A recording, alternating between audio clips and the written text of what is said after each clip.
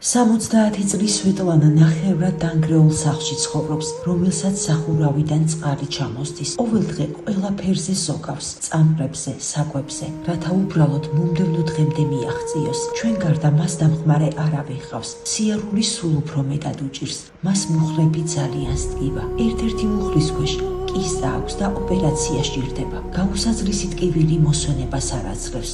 ექიმმა 200 ლარის ღირებულების წამყრები გამოუწერა, მაგრამ საიდან უნდა მოიტანოს ეს ფული, როცა ქალი მხოლოდ პენსიითა და 40 ლარიანი შემწეობით ცხოვრობს. 2019 წელს მეუღლე გარდაიცვალა და მას შემდეგ ქალი მარტო დარჩა. მისი ქალიშვილი სხვა ქვეყანაშია, მას 2 შვილი ჰყავს და დედის დახმარების შესაძლებლობა არ გააჩნია. მეგობრებო, ამ კეთილ უკრაინელ ბებიას, რომელსაც თავდავიწყებით უყვარდა თავისი ქართველი მეუღლე და ყველაფერი გაყიდა, რაც კი სახლში გააჩნდა, რათა ტვინის მძიმე დაავადებით დატანჯული ქმრისთვის სიცოცხლე თუნდაც ცოტა ხნით გაეხანგრძლივებინა.